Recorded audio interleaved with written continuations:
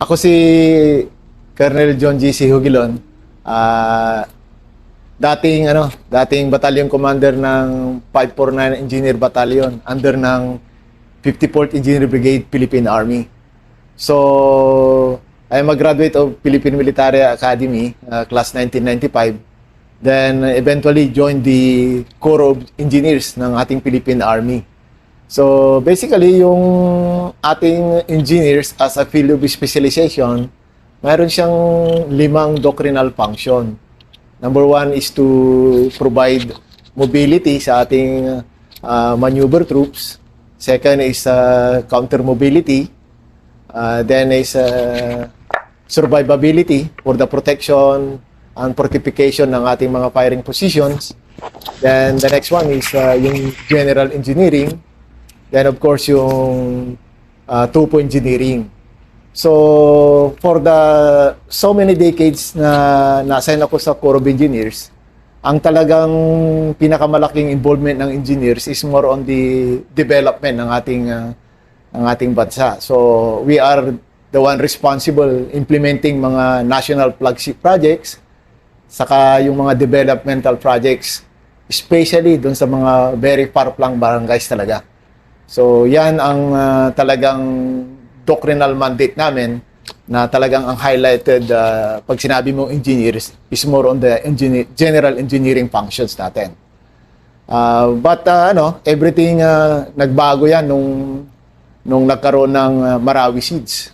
So ang unang-unang challenge na na-encounter ko doon, being the battalion commander, is that bago kasing newly activated yung brigade namin, and at the same time newly activated yung battalion ko. So actually I am the first battalion commander ng 549 Engineer Battalion. So while we are supposed to undergo yung organizational training, ito na nga, pumutok yung Marawi. So advice naman sa akin ng aking commander is that ang term nga niya is performing while transforming.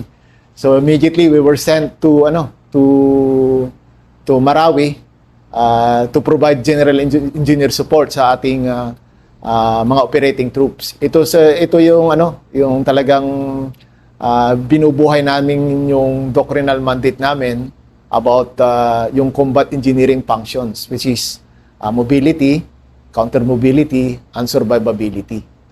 So ang nangyari doon, sir, immediately nag-move kami to from Zamboanga. Then initially nandun kami sa Ditukalan muna. Kaso initially ginamit din kami ng Joint Task Force Bangon Marawi to provide mga basic services doon sa mga internally displaced person. So medyo nauna kong engagement is yung pagtulong dun sa mga internally displaced persons, kasi kinulang sila ng tubig. So nag-operate kami ng mga water filtration system para ma-providean yung mga tao doon sa Marawi, lalo na yung mga nasa resettlement areas at nandoon sa mga tent areas. At at the same time, kami rin yung nagsusupport na mag-haul ng mga relief goods para sa kanila. Then, later... Joji, ano ba yung kwan? Pakiano mo nga yung sitwasyon noon ng mga IDPs or for the public, ano ba yung IDP at merong IDP at saan nyo inilagay sila yung mga IDP nung kasalukuyan yung Marawi? Nung kasalukuyan ng Marawi, sir, actually ang daming areas na pinagdalhan sa mga IDP, sir. Kasi nga, as far as doon sa baba ng Lanao, yung mga nearby na municipalities, may mga areas na designated ng IDP, sir. So, ang ginagawa ng Joint Task Force Bangon Marawi is that lahat yun, pinuprovide ng mga relief goods, mga basic requirements nila, sir. Kasi talagang hikaos talaga, sir. Just remember, yung almost lahat ng tao doon sa Marawi City, talagang displaced. So, kung saan-saan sila na pumunta. So, ang laking challenge ang laki unang challenge, major challenge mo pala yun, hindi ka pa napupunta sa main battle area nun. Ang laki na pala ng challenge kaagad sa engineers nun, sa tropa mo. Yes. Pagpasok nyo pa lang. Exactly, sir. Kasi wala pa kami dun sa main battle area, sir. We were already utilized to provide yung mga support dun sa Task Force Bangon Marawi, sir. Kasi yun ang nakita nila na to provide the basic needs talaga ng ating mga tao na galing sa Marawi. Dahil at the very least, sir, talagang gusto naman nila na doon sa mga resettlement area, doon sa mga pinagpuntahan nila, kahit papaano magkaroon sila ng a sort of decency doon sa doon sa area, sir. So kami, sir, yung talagang member ng Armed Forces na talagang ginamit at nag-responde doon sa effort ng government na yun, sir. Hindi, ikaw sanay ka as an engineer officer, ranger na engineer officer, sanay ka sa humanitarian assistance, di ba, na ginagawa natin. Lalo na ikaw, 50% engineer, kada may baha, andito yung Marikina, Yes, respond kayo, di ba? Yes, sir. Pero anong kaibahan nung ganun, yung IDP na internally displaced persons for the information of the public, yung IDP, anong kaibahan nun sa yung mga ginagawa nyo dito sa Marikina River na kada may bagyo at may baha? Actually, sir, napakalaki, sir. Kasi itong mga natural disasters, sir, as much possible, kumbaga, predicted mo na yung gagawin mo, sir. I see. Yes, predicted mo na, magkakaroon ng relief operation, saka yung mga tao na nandun, expected nila na lilipas din yan, matatapos din. I see. Kumbaga, sa sitwasyon natin dito sa Pilipinas, kahit papano, aware na. Kumbaga, parang routine na yan sa mga tao at sa responder, yung mga ginagawa natin, sir. Di ba? Pero yung sa Marawi, sir, talagang, I think, wala namang hindi nabigla doon sa pangyayari. Because talagang, di naman siya talaga natural disaster. Talagang, si man-made na disaster na nangyari. So, lahat nabigla, sir. So, walang pinipiling estado sa buhay yung, sir. Mayaman, mahirap. So, talagang, aside from yung naranasan nila, talagang may emotional na naka-attach sa bawat tao, sir, kung anong mabang mangyayari sa family nila after the gera o matatapos ba tong gera. Ang dami talagang question na talagang even us cannot provide an immediate answer po, sir. So talagang ang parang focus na lang namin doon is ibsan yung immediate needs nila po, sir. So ang kagandahan nun, sir, talagang ipinapakita na despite of that na nangyayari doon sa loob ng Marawi, nakikita nila yung effort talaga ng government na as much as possible to trying to bring back the normalcy sa buhay ng bawat tao, sir. So, saan sila nakatira nun? sa mga tent, sir, mga eskwelahan, sa mga gym. So, halo-halo, sir. Halo-halo, sir, yung pre-provide ng ng government. Plus, at the same time, tinask din kami ng ng ating armed forces na gumawa ng mga temporary shelter facilities in coordination dun sa mga other non-government organizations po, sir. So, marami yan, sir. Sabay-sabay during the war. May nangyayari sa loob, pero parang iba rin ang sitwasyon, ang chaos sa labas, sir. Hindi lang yung actual armed conflict na nangyayari dun sa loob, but more than that, it's the struggle of the living conditions ng mga talagang naapektuhan ng tao because of the conflict po, sir.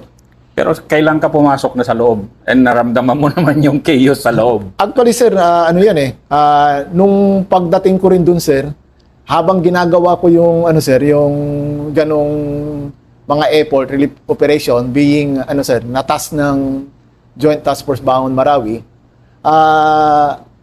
hiniraman na ako, sir, ng kasi nandun na sa loob yung isang engineer battalion, which is the 500 Engineer Combat Battalion. Hiniraman ako, sir, ng mga asset trucks kasi kailangan nila. So binigay ko, sir, yung asset ko na yon together with my mga driver, operator, kasi for delivery ng mga sandbagging in support dun sa mga operating troops, sir. So nung pagbigay ko dun, sir, sabi ko, parang pumasok sa isip ko, sir, na mukhang kailangan ko ng kailangan ko na ring samahan yung mga tropa doon Kasi nga, para maayos na sir yung talagang involvement namin at maayos kung ano ba talagang klaseng engineer support ang mai-provide namin dun sa mga operating troops. Kasi for the benefit ng mga public na hindi alam yung relationships or different branches or different specialization sa army. Pakiano mo nga kung ano yung combat service support, combat support, which is ikaw combat support ka, di ba? Yes, sir. So ano yun? Actually, sir, yung engineers talaga, si field of specialization, combat support units yan sa ating combat arms. So, during yung typical na conventional warfare scenario, tayo, sir, yung nabanggit ko, sir, sa schooling natin, lahat, field of specialization natin is combat engineering. Yun yung tatlo, sir. Yun yung mobility nga, sir, to provide mobility para magkaroon ng freedom of movement yung ating mga maneuvering troops. Tapos we have the counter mobility, yung if we're going to define it, sir, yung para ma-impede naman yung advances ng ating mga kalaban. Then of course, yung survivability, yung talagang camp fortification, protection against the kalaban. Then of course, actually, yung general engineering, medyo nakamix dyan, sir, kasi you should have the skill of general engineering minsan para magamit mo yung isang function which is survivability, sir. So, parang mix yan. Then, of course, sir, yung topo engineering about the surveys.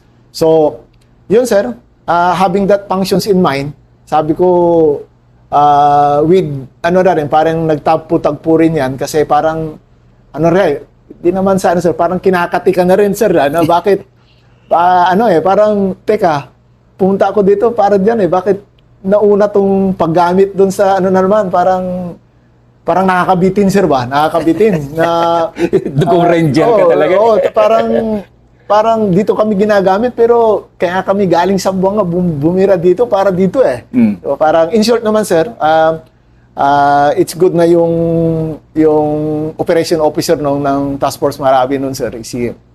Then Colonel Suderio, sir. Ano na ako, sir? Ewan ko kung maalala ni Sir Suderio to. Pero sabi ko, sir, pasok na ako, sir. Hindi, ba't ka atat na atat pumasok? Sabi ko nga, sir, parang, ewan ko, sir, parang nabibitin ako di naman, sir, parang in a way, if I'm going to recall kung anong naisip ko noon, parang by instinct, parang gusto kong mag-volunteer, sir, doon sa loob, sir, totoo lang. Volunteer na ma-involve na doon sa parang ayoko yung nandun sa labas. Hindi, alam mo ba na kailangan ka noon? Aside from, yes, sir, correct, sir. Alam ko na kailangan kasi ni-request na nga nila, sir, yung nandun na-involve na initially si 500 Engineer Battalion doon, sir. Ni-request na nila yung initial na asset ko, yung truck ko, sir. So, parang yun na yung nag-trigger na rin sa akin, sir, na talagang birahin ko na.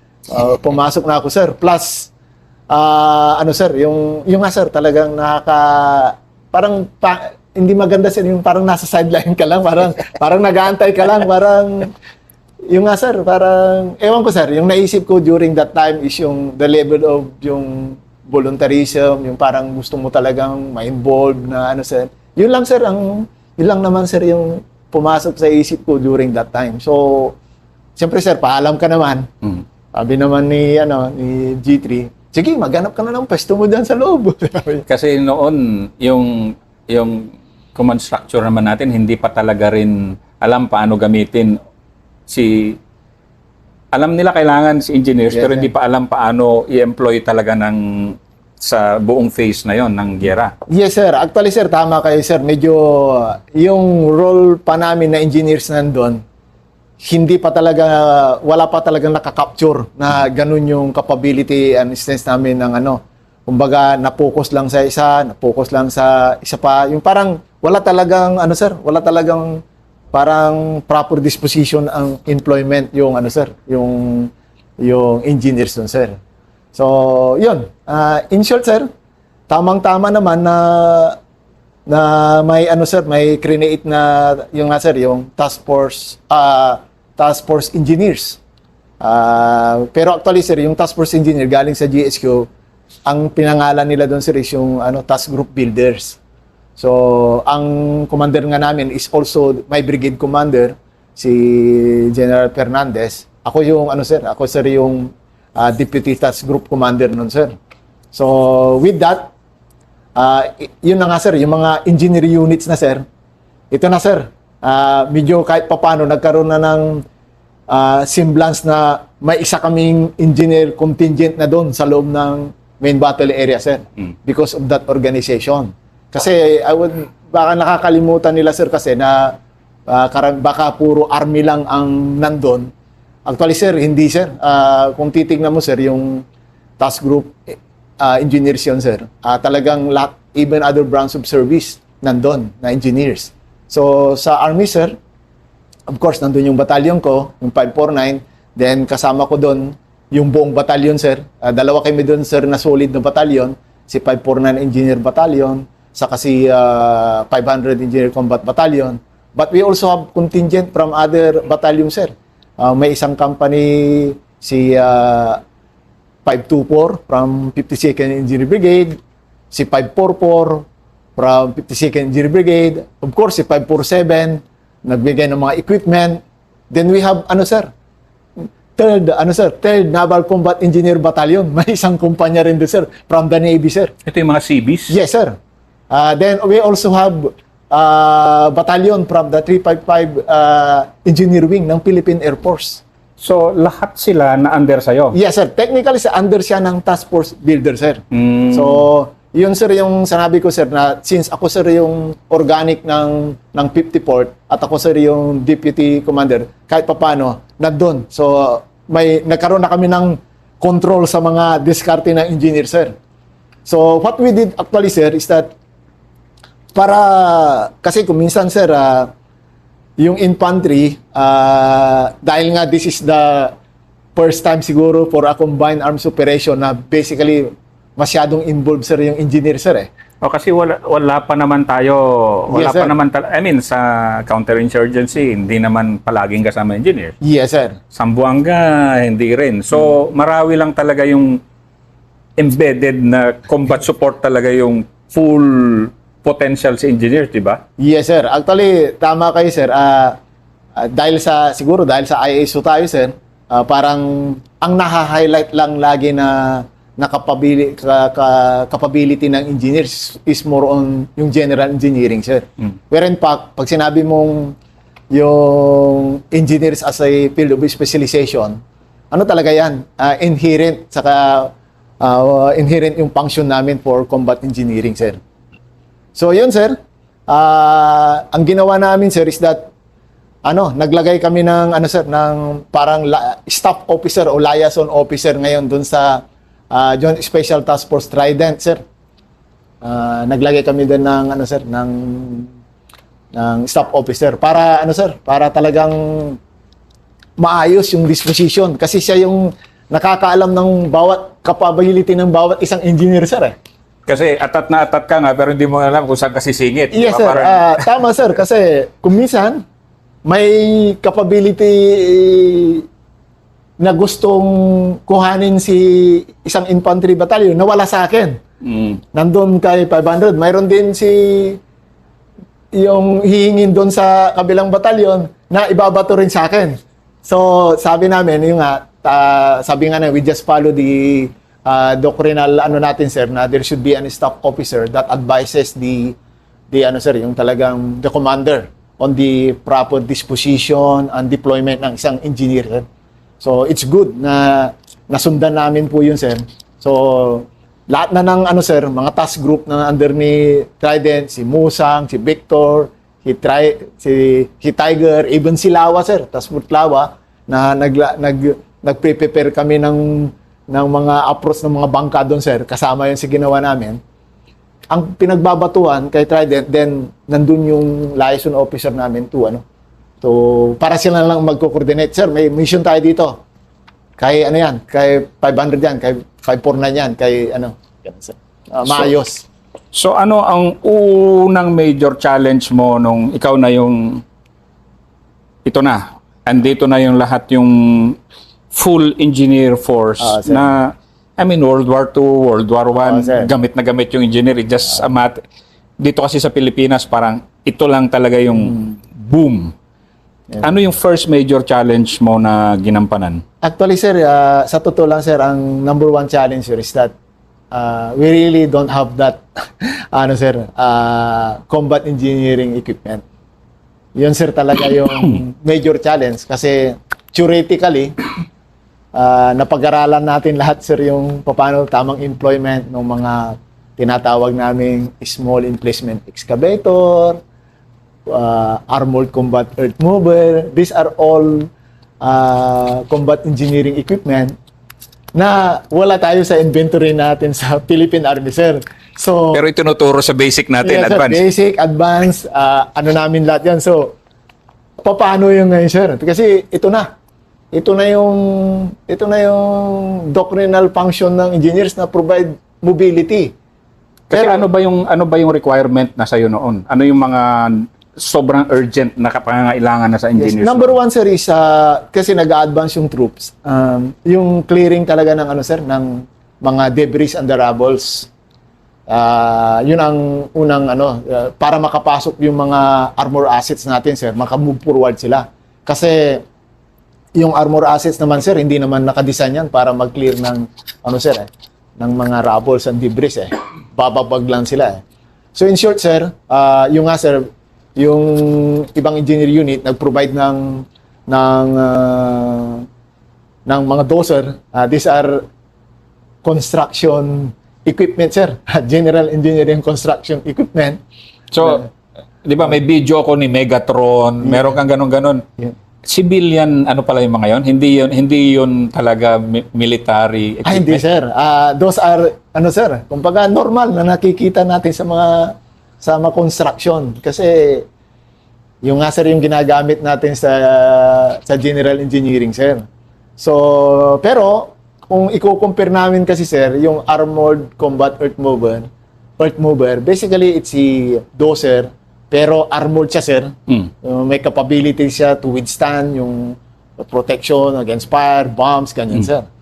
So, yun na, sir. Doon actually yung birth ng, ng mga transformer names ng mga general engineering equipment namin. Pero minadali mong gawin yon.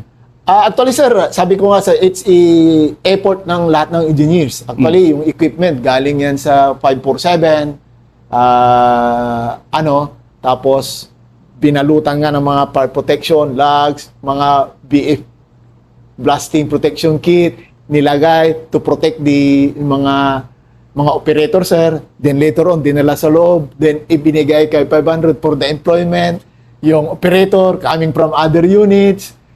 Ano talaga, sir, is the whole, ng engineers. Yung, kumbaga, nag-mix up na, sir, just to provide the mobility functions na kailangan namin may provide doon sa mga maneuvering troops. Sige, sample tayo. Binigyan ka ng isang dozer. Yes, sir. Ano mo nga yung process, paano nyo inarmorize yun? Yes, sir. Improvise. Yung nga, sir, nung nag-request na si na 500 na kailangan na nila yung dozer, yung nga, initiate naman yung sa brigade namin, ang available kasi doon, ang very near doon, sir, is si 547. So, yung dozer niya, sir. Yung dozer niya, so, yun nga, pinagplanuhan kung paano lagyan. So, wala pa naman tayo mga talagang tested na against sa direct hit na mga protection.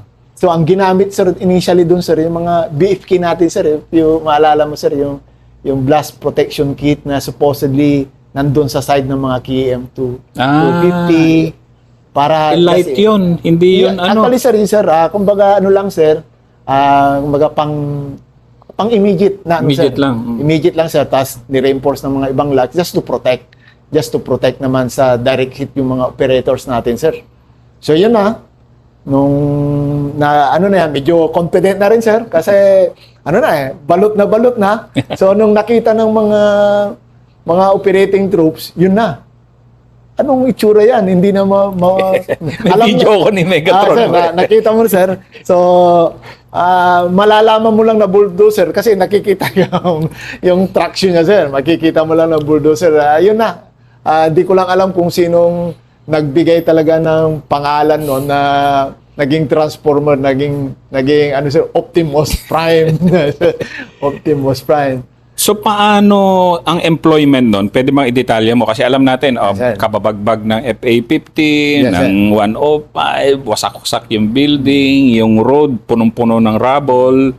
And since mechanized infantry war essentially ang Marawi, kailangan dumaan. Yes, sir. Punong-puno yon. So ano yung hirap ng isang Megatron o Optimus Prime para i-clear muna yon? Dahil siya mauna, di ba, bago tangke? Actually, sir, ang pinaka-challenge doon, hindi yung capability niya. Kasi naka-design naman talaga siya kaya nga bulldozer, sir, to bulldoze everything. Di ba, sir? Ang pinaka-challenge doon, sir, is that habang ginagawa niyo yung function niya, binabagbagan siya, sir.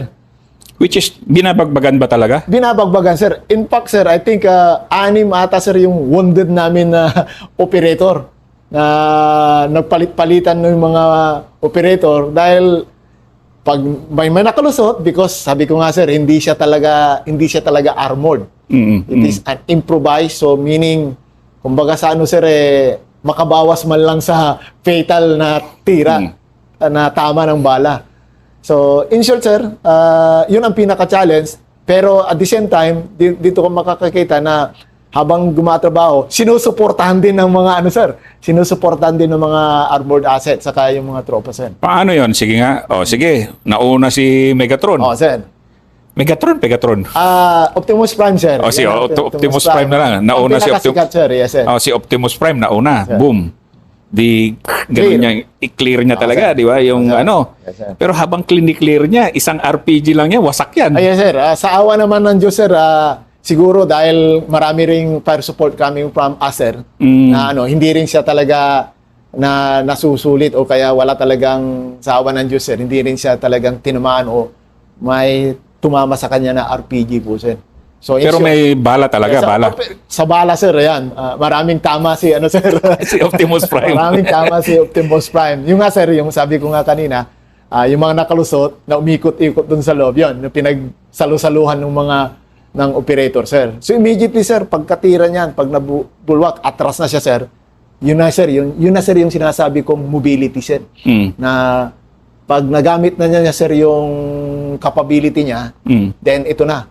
Bumibira na papasok na yung armor asset natin, yung mga troops natin. So basically, meet namin, sir, yung basic function natin na to provide mobility para magkaroon ng freedom of movement yung ating mga maneuvering troops. Pero yung mga engineer troops mo, kabadong-kabado niya na sila una pala eh. Ay, actually, sir, siyempre, sir, pero ano naman, sir, in tribute doon sa mga talagang operators namin, sir, sa engineers, matatapang din talaga, sir, kasi yung nga, sir, kung exposure lang ang pag-usapan, kumbaga, sir, siyempre, limited yung maneuver ng galaw ng bulldozer. Kumbaga, kahit paano, sir, good as shooting, ka doon, sir. Napakabagal mo. Yes, sir. Kumbaga, ka doon, para kang gumagalaw lang ng konti na target ka, sir, So, at saka hindi naman, nandun ka, hindi naman basta, ang bilis-bilis. wala, sir. Kasi,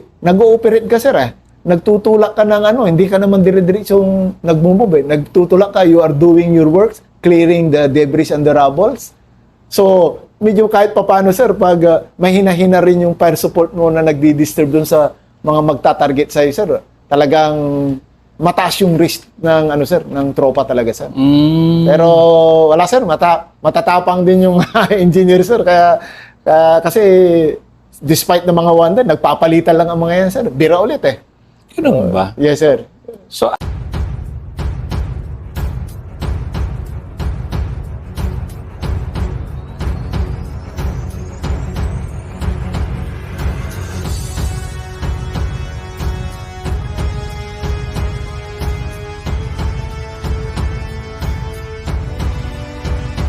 ano yung